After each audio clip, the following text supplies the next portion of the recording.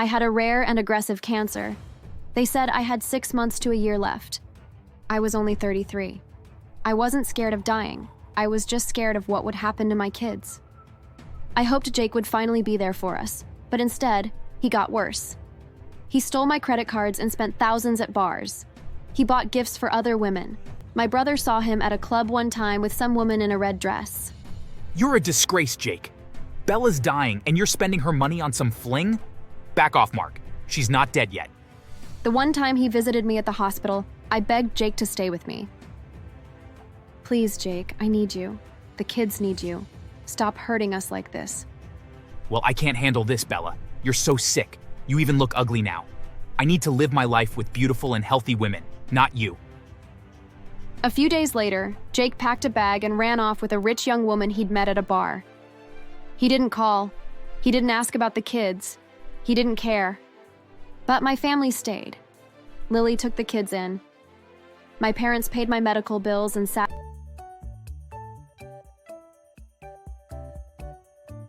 I was 19 years old when I first met Jake. He was a junior at the state university where I was studying business. I still remember that lecture hall that always smelled like old chalk and fresh coffee. Jake sat in the back row, slouched in his chair, wearing a worn-out denim jacket. His dark hair kept falling into his eyes, and his smile was wild and warm. That smile made my stomach do flips. Jake didn't come from much. His dad had left when he was a kid, and his mom worked long hours in a factory just to keep things going. My life was the opposite. My parents owned a chain of hotels, a vineyard in Napa, and even a penthouse in Manhattan. I had private tutors, went on fancy vacations every summer, and never had to worry about money. But love? That was harder to find. Jake and I started talking after we were assigned to the same group project. He was funny, smart, and very honest about his hard life. I liked that about him. I started buying him coffee, then noticed he skipped meals, so I brought him burgers. When I saw his sneakers had holes, I bought him new ones.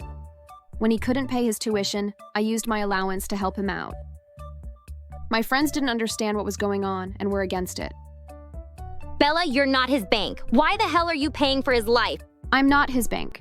Yes, but he's trying, Sarah. He just needs someone who believes in him. And that person is me. How can you be so dense? He's clearly using you for your money. No, Jake is not like that. You have the wrong perspective of him. Of course, Sarah didn't believe me, but I didn't care. By the time we were seniors, Jake wanted to propose. I was shocked that he loved me to the extent of wanting to marry me while we were still in college. He didn't have any money, but his words were full of love. Bella, I love you and I really want to marry you, but I can't afford a ring. Could you maybe pick one out? I was happy and in love, so I did as he asked. I went to a little jewelry shop downtown. My heart was pounding as I picked out a simple gold ring with a small diamond chip. It wasn't fancy, but it felt special because it was ours. He gave it to me under an oak tree on campus, and I felt like I'd just won the whole world.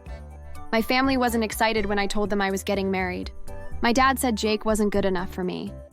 My mom worried I was too young to know what I really wanted. Still, they loved me. So, even with their doubts, they agreed to support us. Before our wedding, Jake said he wanted me to meet his parents. They're not fancy like yours, but they should get to know you before the wedding. I agreed, thinking it was the right thing to do. Jake's parents lived in a small, worn-down house on the edge of town. His mom opened the door.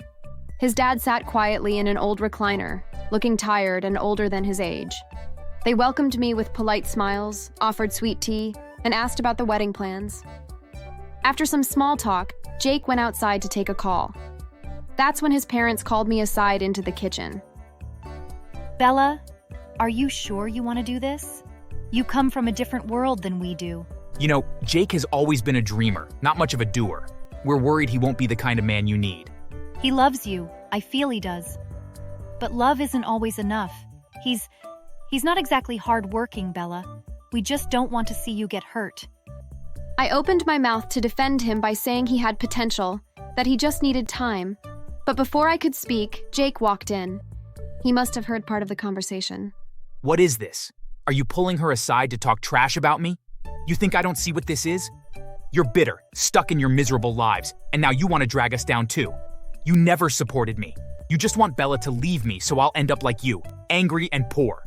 His mother looked heartbroken, and his dad's jaw clenched, but neither said a word. I quickly reached for Jake's arm. Jake, stop, please. No, I've had enough of this crap. I'm done listening to them ruin everything. He stormed out the front door, slamming it behind him. I turned back to his parents, feeling so embarrassed and shaken. I bowed my head and apologized to them.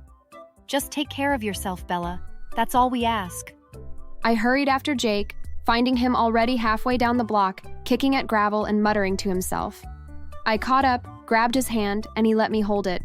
But he didn't speak the rest of the ride home. The wedding came a week later. My family paid for the wedding. It was a big, beautiful ceremony at our family estate, with white roses, a string quartet, and a 5-layer cake. At the rehearsal dinner, my sister Lily pulled me aside. Bella, are you sure about this? He's not helping. No job, no plan, nothing. I love him, Lily. That's what matters. He'll change. After the honeymoon in Cancun, which was also paid for by my parents, Jake refused to work. He said he'd stay home once we had kids, and that I was better suited for a career anyway. I didn't argue. My dad got me a great job in the marketing division of a big company. I made good money, but the hours were long and exhausting. I left early in the morning and came home late at night. Jake stayed home, watching sports or playing video games. He didn't cook or clean. I told myself he was still adjusting. Then I got pregnant with quadruplets. Emma, Noah, Ava, and Liam came into the world tiny and fragile. It was the hardest time of my life. I was sick all through the pregnancy, and the delivery nearly broke me. I was stuck in bed for weeks, barely able to move. I thought Jake would help. I thought he'd finally step up, but he didn't. I'm not built for that 9-to-5 stuff, Bella. You'll be back at work soon. Your family's rich, remember? My parents stepped in again. They sent money for diapers and formula. They paid our rent and even hired a nanny when I was too sick to move. Lily drove 2 hours every weekend to help. She brought groceries and toys for the babies. Jake didn't notice any of it. He slept through their cries. He used the grocery money at bars. I didn't have the energy to fight him. When I finally went back to work, the kids were already toddlers. They were full of energy, always talking and running around. They spent more and more time at Lily's place. She had a cozy house an hour away. The kids loved it there. Jake didn't love them. He yelled when they spilled juice. He snapped when they woke him from a nap. Bella, the kids aren't happy around him. Let them stay with me more. They need love, not someone who's always angry. When the kids turned 10, I started to feel very sick. I was always tired. My body hurt. I felt dizzy a lot. After weeks of tests, the doctors gave me the news. I had a rare and aggressive cancer. They said I had 6 months to a year left. I was only 33. I wasn't scared of dying. I was just scared of what would happen to my kids. I hoped Jake would finally be there for us, but instead, he got worse. He stole my credit cards and spent thousands at bars. He bought gifts for other women. My brother saw him at a club one time with some woman in a red dress. You're a disgrace, Jake. Bella's dying and you're spending her money on some fling? Back off, Mark. She's not dead yet. The one time he visited me at the hospital, I begged Jake to stay with me. Please, Jake, I need you. The kids need you. Stop hurting us like this. Well, I can't handle this, Bella. You're so sick. You even look ugly now. I need to live my life with beautiful and healthy women, not you. A few days later, Jake packed a bag and ran off with a rich young woman he'd met at a bar. He didn't call. He didn't ask about the kids. He didn't care. But my family stayed. Lily took the kids in. My parents paid my medical bills and sat by my hospital bed. My friends brought meals, books, and comfort. I was surrounded by love. Then, something incredible happened. The doctors did new scans and couldn't believe it. Bella, we don't know how, but the cancer's gone. You're going to live. This is a miracle. I cried for days, not just from the relief that I was going to live, but because I had survived without Jake. I had been saved by the love of everyone else. 3 months later, I moved in with Lily. I was still weak, but alive. The kids were so happy. They were even happier about Jake leaving. Mom, we're glad he's gone. He was always yelling.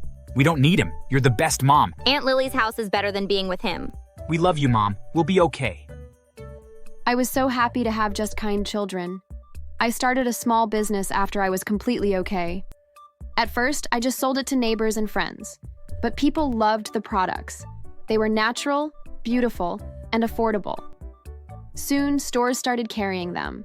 In 1 year, I was local. In 3, I was national.